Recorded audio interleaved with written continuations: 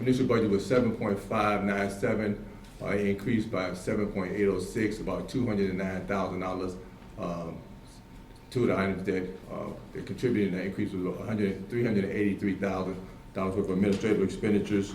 We talked about the consulting fees, it was part of it, but also software licenses and equipment, computer equipment. We had a number of staff that put in for some additional computer equipment.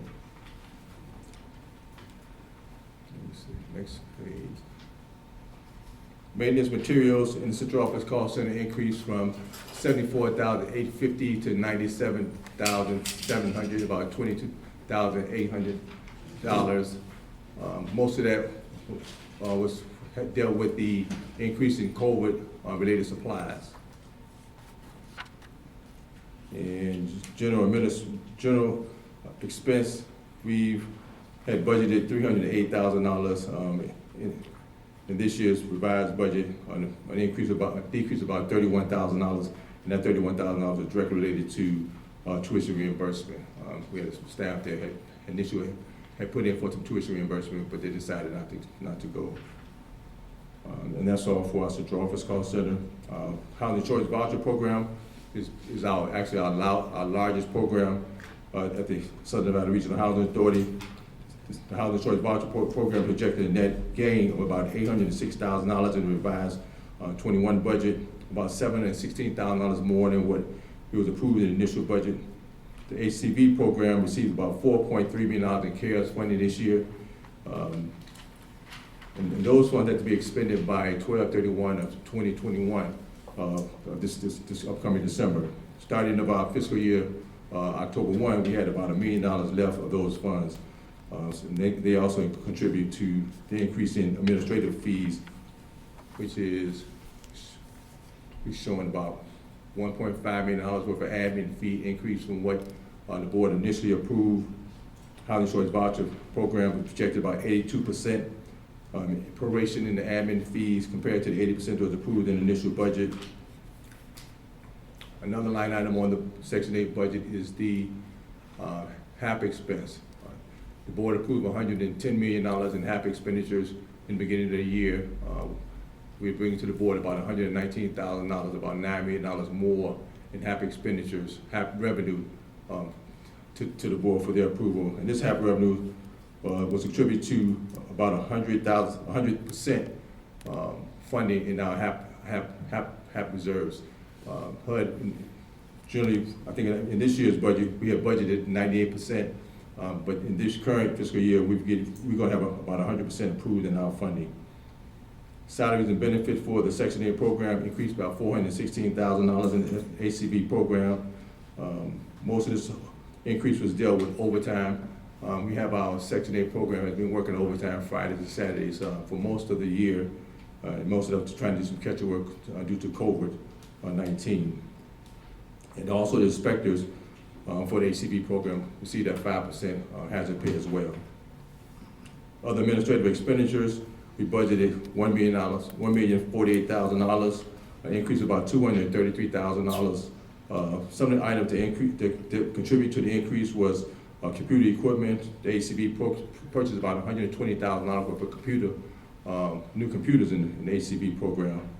And they also added about an increase of about $52,000 in temporary labor.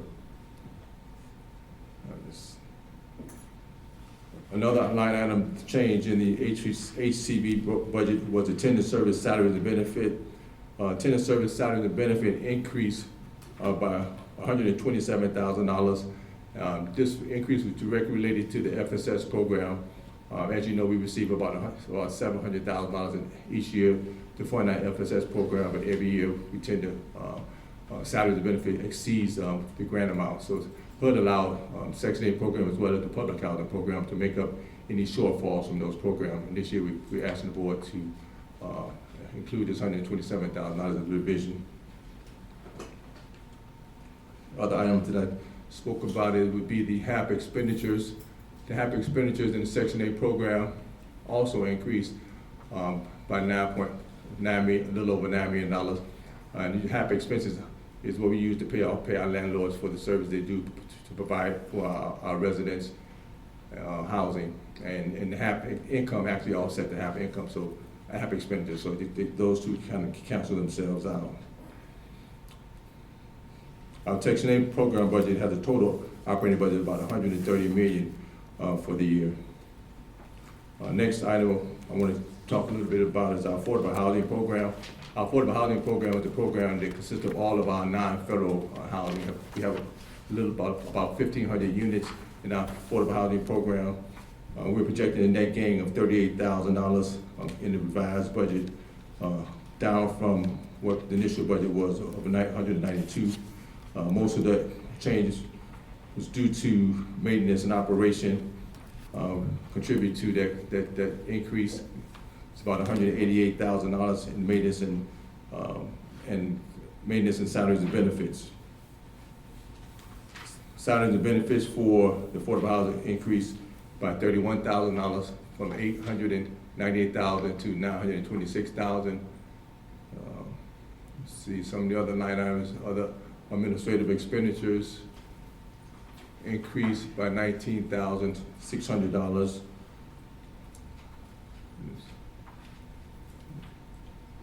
Ordinary maintenance and operation, we had a change from $1.7 million to $1.939. A difference, increase of about $145,000. As you see, of that $145,000, $112,000 was attributed to salaries and benefits, and about $28,900 was to contract services. Some of the items in the maintenance contract increase was janitorial expenditures, increased by $26,000. Protective services decreased by $24,000, and this was a change area that we had that the finance that I made in the revised budget, in the current budget. The revised budget, we're showing a decrease in protective services, but an increase in alarms to offset that change. The other budgets that we bring to the board for approval today is our NSP program budgets. We have a number of about 8 different NSP program budgets that we receive funding from the North Las Vegas County as well as the city of Henderson. We're projecting a net gain of $12,353 compared to the $16,886 for the program. It was the changes in the NSP program was very minimum, so overall we're expecting it to have an total agency budget of $168,416,000 for the revised 2021 budget, and we're asking the board to approve this budget. Any questions? I'll turn it over to the board for any comments or questions regarding the revised budget.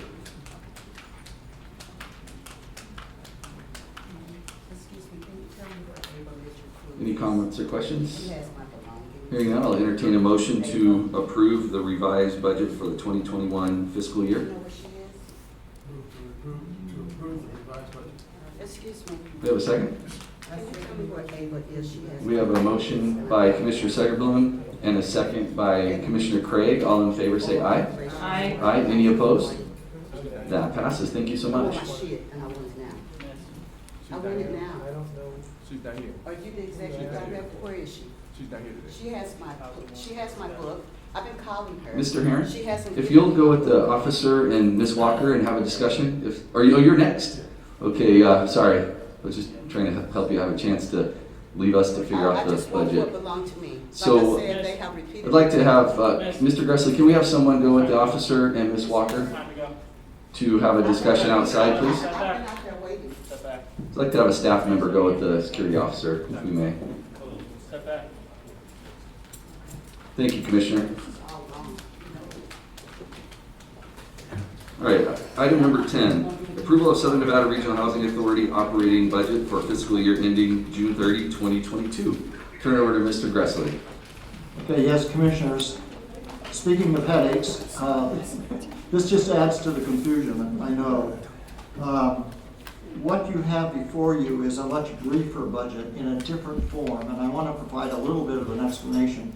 This is the first time you've ever seen a budget presented quite in this way, and it bears providing a bit of background. So I'm going to provide some general background, and then Mr. Herron will go further into it and provide additional details. I mentioned to you in my May 13th correspondence to you that as a result of legislation in 2017, the Senate Bill 183, the Southern Nevada Regional Housing Authority is now included within the definition of local government and has been made subject to Local Government Finance Act under NRS Chapter 354. As a consequence, the authority is required to comply with a number of provisions. This is one of those provisions. And it needs to be adopted, this budget needs to be adopted today following opportunity for public comment and a hearing. This budget covers the period of time of July 1 of 2021 to June 30th of next year, 2022. The budget reflected in item 10 has been developed to satisfy the requirement of the state. Chief Administrative Officer Fred Herron has developed this budget in consultation with the staff of the Nevada Department of Taxation, and Mr. Herron will add additional information to explain further. Thank you, Mr. Gressler. Mr. Herron. Good afternoon, Board. Fred Harris, Chief Administrative Officer. As Mr. Gressler stated, this budget is a budget that was developed for the Department of Taxation from July 1, 2020 to 6/30/2022. And this first tab behind is basically first I want to start off by saying the Department of Taxation budget consists of about 32 pages worth of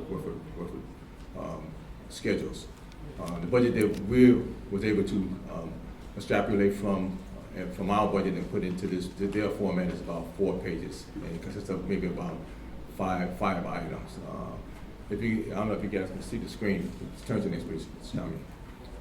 Some of the items on the Department of Taxation schedule talks about property tax, other taxes, license permits, things of those natures, charges, service fees, fines, forfeits, general government, judicial, public safety, all of these line items, which doesn't have anything to do with what we do at our agency. So these schedules, it's difficult for us to try to extrapolate our information to this budget. This particular budget is a budget that we weren't able to put any information in. Next tab, Tommy. And that's what I'm trying to show you some of the schedules, some of the items that's on the schedule that they're asking information for, allowance for ad valorem, tax revenue, property tax, how much the board has approved for the property tax, legislative overrides, things of those natures, which doesn't really deal with our particular program. Next one, Tommy. This one right here is another schedule, one of the 32 schedules that most state governments and schools and things of that nature fill out those budgets for the Department of Taxation. Next one, Tommy. We were able to provide some information, based on the schedule that we were permitted to enter information on.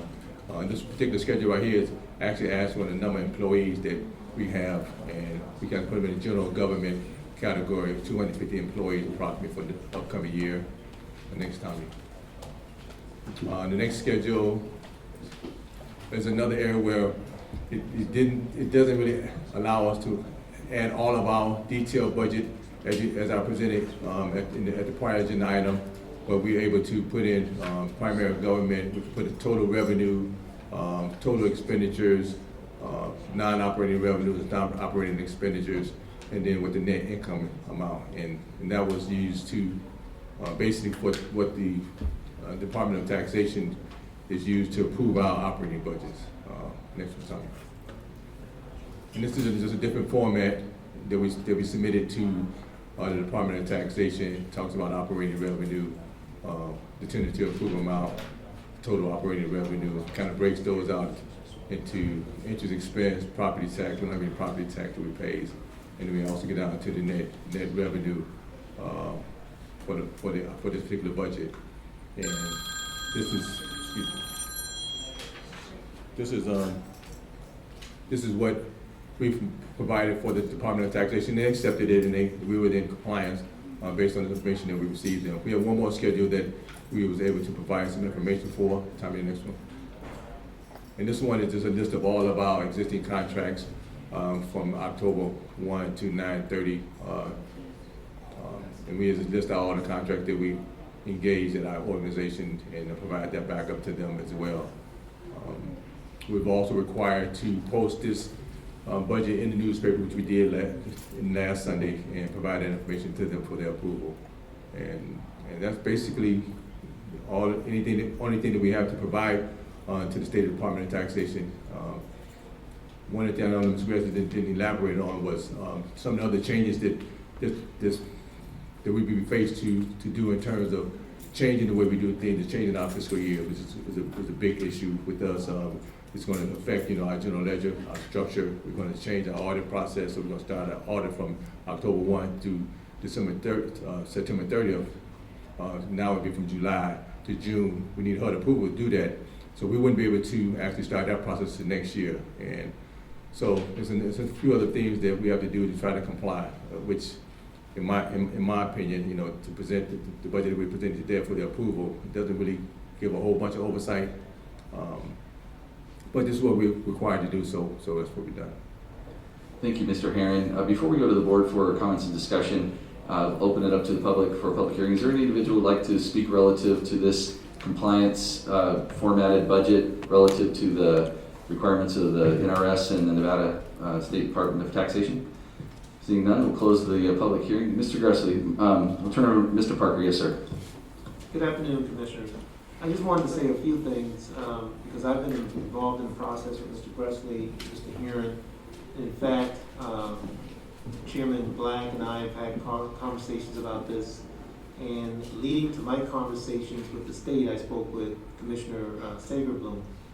And so I just wanted the full board to have some insight in terms of what has gone forward in an attempt to accommodate the state, comply with the statutory requirements, and as well try to provide information that we could from a budgetary standpoint that didn't conflict with our requirements to HUD. Because certainly our agency, this agency, is not a state-funded agency. And so most of the schedules that Mr. Herron was speaking of, those would typically be applicable to a state agency. So the Department of the Southern Nevada Health District, for example, would be a state agency. We do not receive any ad valorem taxes. We don't get funded by school taxes. We don't get funded by room taxes, gas tax. Nothing from the state do we get in the form of tax revenues. And as a result, typically, or generally, this statute, Chapter 354, wouldn't apply to this agency. Unfortunately, or fortunately, however you want to look at it, there were steps taken in the Senate, which was supported by the Assembly, to add this requirement to this agency. But two other housing authorities, the northern housing authorities, were exempted. So we're trying to find a way to comply with the state and, of course, keep our budgetary format the same for purposes of HUD because we get fully funded by HUD. So I wanted the board to know that we're trying to do what we can to work within the system. We appeared before the state at a hearing on the 12th of May, I believe, and Mr. Gressler explained the overall parameters of why we do what we do and how we do it to conform and comply with HUD regulations. And then Mr. Herron, of course, explained all of the budgetary steps that he's taken to provide a budget that is consistent with what the state could use and evaluate what we're doing and provide practical information in terms of what we have to provide to HUD. So I just wanted the board to know everything we've done in an attempt to comply with the state and perhaps put in motion things that we can do to perhaps exempt our agency from this requirement if the board chooses to do so. Any questions? Thank you, Mr. Parker. Any questions for Mr. Parker or Mr. Herron? So I would say first, I want to thank Mr. Herron and his team for generating this budget in a short window of time. I know it took an extensive amount of work, and really, at the end of the day, it's to satisfy the compliance requirement. This budget is not the budget that we follow. The budget we talked about previously is the one that guides our decisions, that runs our operation, and that also takes a tremendous amount of work and effort. So thank you, Fred, for doing what you did to put us in compliance, to give us some time to try to work through the nuances, as Mr. Parker indicated, to help us be in the right place with the state, but also doing things that really make common and logic sense. I respect and appreciate the intent of the provision in the NRS from 2017, but the alignment and the fiscal year and the complexities that were presented here, I think there's a better way, and we're working towards that. I want to thank Vice Chair Diaz and Commissioner McCurdy for helping us try to navigate the legislative components of this. Thank you, Commissioner McCurdy, for helping us with the legislative discussions and collaboration, just to try to get this in the best spot that we can. So we'll continue to work on that. So thank you. Are there any other comments? Yes, Commissioner. If I could just follow up with that, I also reached out, I think Olivia did too, and it's just too late in the process, I think. But truthfully, it's a 2-year cycle, so I apologize for not in California, but we will get on this agenda next time, have somebody carry a bill and get it taken care of. So just hang in there one more year. Thank you, Commissioner. I really appreciate that. No other comments? I'll entertain a motion to approve the operating budget for SNRHA for fiscal year ending June 30, 2022 to submit to the Nevada Department of Taxation. So moved, Mr. Chair. We have a motion by Vice Chair Diaz, a second by Commissioner Segerbloom. All in favor say aye. Aye. Aye. Any opposed? That passes. Thank you so much. That ends items for discussion, possible action. Now we'll go to section 5, number 12. We have a great opportunity to hear a presentation from our own Commissioner McCurdy on federal funding application for senior housing on the Southern Nevada Regional Housing Authority property. So this is an opportunity to have a great collaboration between some entities to bring some much needed affordable housing to our community. So thank you, sir, for being willing to help us with this.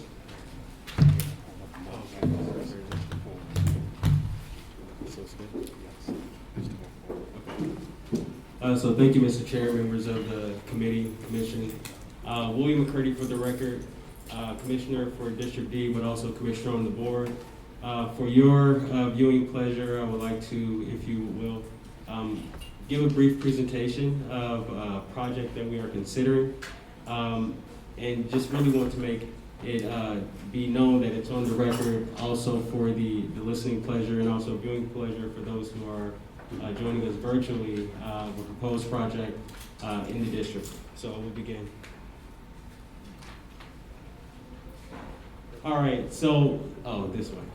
So the proposed location for this new project would be right on the northwest corner of Comstock, right to the north of Belzar, which is adjacent to the Mary D. Bennett Senior Plaza. And it is a space that has already been previously planned for. And what we are proposing is to have this project go forward, if all the funding and all the ducks line up, to be the Joe Neal Senior Complex. We are looking to have it be between 45 and 60 additional residential units, between 2 and 3 floors. And essentially, the reasoning for this new development being named after the late Senator Joe Neal is not only because he was our first African-American state senator and one of the longest serving state legislators in Nevada history, serving roughly 33 years, but he was also the minority floor leader as well as President Pro Tem. His policy and his passion really got at the spirit of what the people were going through, not only in that time, but his policy lives on today with making sure that our hotel and strip corridor is also safer than it's ever been, by way of making sure that after the fire in the 60s and 70s, we have now sprinklers within our casinos. We know also that we have a housing crisis, an affordable housing crisis, and many of the individuals who would be at risk of being without home and at risk of becoming someone who will be experiencing homelessness are our seniors. So this project would help to meet the need of our most vulnerable population, and we also have a responsibility to ensure that they have the options available to them to not only be housed, but be housed comfortably within a community that they are familiar with. And I may add as well is that this complex in the Bennett Plaza is literally less than a quarter mile away from the MLK Community Center, where they can recreate there as well. For your pleasure, we direct your attention to the previous design concept that was in place long before I even conceived this. But to be clear, this can be altered, but as you can see, this project had a full plan in place when the Bennett Senior Plaza was developed. You will see, is there a pointer on here? Yes. Okay, you will see right here on the right side, my right, some of your left, that is the Bennett Senior Plaza, and this is phase 2, which is currently undeveloped, which will be the Joe Neal Senior Plaza. The number of units, and I don't know if you can see it, it's pretty small down here. Again, it'll be between 45 and 60 units, depending on the revised design. And really just wanted you to view this and really get a vision of what we're looking to do. Got to the why just a little bit, but for your awareness, wanted to include a little bit of background and also statistics that provides evidence and demonstrates the need. So as you can see here, sorry it's not big enough for some who may not be able to see it, but I'll just read it aloud. According to the U.S. Census, the city of North Las Vegas, in which this development would reside, is 21% African American, 41% Hispanic or Latino, and 27% white. Those are our demographics. The average price of rent per month is about $1,200, and yearly per capita, the income is about $23,573. So this is an area that is in need, to say the least. And 13.8% of the residents live in poverty. Now, a lot of this data and these statistics were presented and wrote into the record prior to the pandemic happening. So you can bet your last dollar that these numbers have been inflated, and we now have a more severe crisis on our hands than what we even knew when these numbers were pulled. 50% of Clark County's population is over 65 years old, which is why we're looking at a senior complex. And in 2009, 7.5% of the Nevadans over age of 65 were living below the poverty line, and that is according to the American Community Survey of 2009. And today, we have about 9.5% of Nevada seniors over the age of 65 who are living beneath the poverty line, with Clark County seniors facing a 10.2% poverty rate, and that is according to the census reporter. So these stats figures, while they are reflective and presented to you by way of percentage, these are people, and these are our neighbors, these are our family members, these are our friends, and the Joe Neal Senior Complex would not provide a complete resolution to this crisis that we are facing, but it will be in addition to alleviating and mitigating some of the statistics that we're seeing and providing housing to those who are unhoused. All right, the most important slide is our projected cost and timeline. At the end of the day, this would not be cheap, and according to Frank Stafford here at the Housing Authority, he's the Director of Modernization and Development, the total cost to build this new plaza would depend upon the per residential unit size. So if we did a little equation and we said 650 square feet at about $230 per square feet, we would have a construction cost of approximately $9 million. This is not a drop in the bucket, but what it is an opportunity to provide more housing options for those who are already at risk and already in need of an opportunity to be housed, which does not include an additional $750,000 and another $150,000 for the development of a tax credit application. There is good news. While this project will rise up to about $10 million, we do know that we have support from our federal delegation. I have already submitted a proposal to request $1 million from Congressman Stephen Horsford, and that's not it. That's just the beginning of identifying other opportunities for federal funding, and my office is in regular communication with Congressman's office. But this is our moment to be creative. This is our moment to really, push the barriers and transcend what leadership looks like and transcend what it means to collaborate and be vertically integrated in terms of a philosophy around housing with a capital A and a capital H on affordable housing. And the project, I know you want to know how long it would take, when it will happen. After everything is approved, after we go through all of these different loopholes and jump through hoops of getting it done, it would be about 9 to 12 months for planning, pre-development, and also the application tax credit. So we're looking at about 1 year of construction and completion, and we are definitely making sure that we have the best quality candidates, and we will go through the process, a proposal process, to be able to do the design and build. And I'll submit myself for questions, Mr. Chair.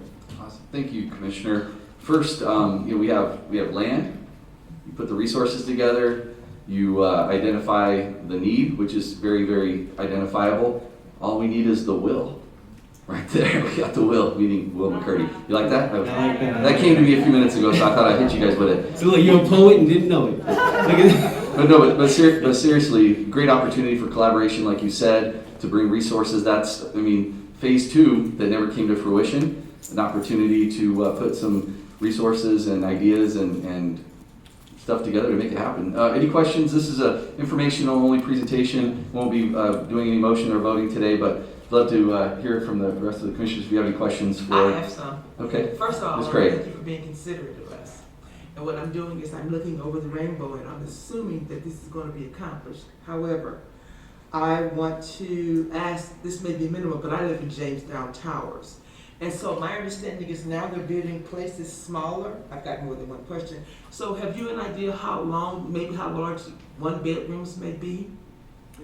For this project that we're Yes, I'm assuming you've got it. I'm assuming, I'm looking over the rainbow. I believe in miracles. yes. So my question is, I'm asking you, say we've gotten it, so I'm asking some questions about how large will for 1 bedroom and 2 bedrooms or 3 bedrooms, how large will they be? Was it 650 square feet? Was that your basis? Yeah. So So you're saying that it's going to be 650 square feet for 1 bedroom? Yes, and what we're looking at is about. This was a preliminary slide that was brought forward to give us an idea of what could be. But when we get to the design and the design portion of this project, that's when we'll be able to come back and say definitively what the square footage will be for 1 and 2 bedroom units. And it's never good to assume, but it will be my priority to ensure that they're in compliance, if not exceeding what the federal guidelines would be for those units. Okay, then I have another question. Because the rent is increasing and everything's increasing, so it would be based upon the income, the price of it. How, on the average, how do you speculate that they'll be charging the tenants? Would they expect for them to come in maybe having housing choice vouchers, or would they do like they're doing at Jamestown Towers? Just how you? I'm assuming that we got it. So I'm asking about the qualifications of individuals that may move in there. So I would not put on the record what the price will be because that is not where we are right now. But what I can say, the goal and the vision for this is for it to be open or for it to be able to meet the needs of the residents. And given the statistics that I presented earlier in the presentation, the pricing of the units will be comparable to what the need is in the community. This is not meant to be some luxurious high-rise. This is actually supposed to be affordable housing under the auspices of the Southern Nevada Regional Housing Authority. All right, and you said something about at risk. And I know you talked about medically and being senior citizens, so some places have criteria. You can move in here if you're sick, or if you have a disability, you need a doctor's statement. So what kinds of individuals will be eligible to